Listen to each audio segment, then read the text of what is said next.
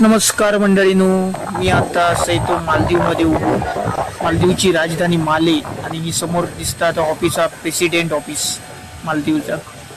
आणि ही जेटी तुम्ही पाहू शकताय कशा प्रकारे इथे जेटी बनवलेली आहे ती.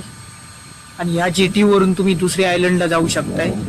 ज्यावेळी तुम्हाला दुसऱ्या आयलंडला जायचं असेल तर या जेटीवरून जाऊ शकताय.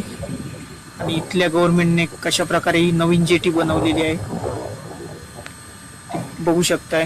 समोर सुद्धा हे पत्र्याचं जे काम लावलेले दिसत आहेत ते नवीन सुशोभीकरणाचं काम चालू आहे. तुम्ही पाहू शकताय पत्रा लावलेला आहे.